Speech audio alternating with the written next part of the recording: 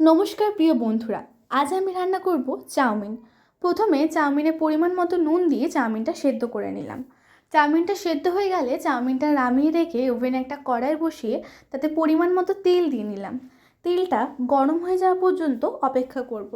যখন দেখব তেলটা গরম হয়ে গেছে তাতে কেটে রাখা পেঁয়াজ কুচি দেব।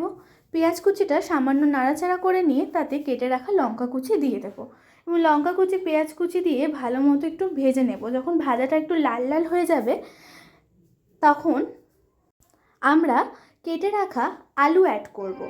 দিয়ে আলুটা দিয়ে ভালোভাবে আলুটাকে একটু নাড়িয়ে চাড়িয়ে নিয়ে তাতে স্বাদ মতো নুন দেব আর একটুখানি অর্থাৎ সামান্য পরিমাণে হলুদ অ্যাড করব। তারপর সেটাকে ভালোভাবে নাড়াচাড়া করে নিয়ে ঢাকা দিয়ে দেবো আলুটা সেদ্ধ হওয়ার জন্য। ঢাকনা খুলে দেখবো যখন আলুটা অল্প সেদ্ধ সেদ্ধ হয়ে এসেছে তখন সেটাকে ভালোভাবে নাড়াচাড়া করব।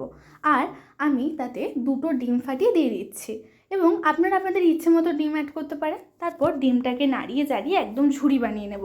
যখন ডিমের ঝুড়িটা রেডি তখন সেদ্ধ করে রাখা চাউমিন আর সোয়া সস অ্যাড করে ভালোভাবে নাড়িয়ে নিচ্ছেন।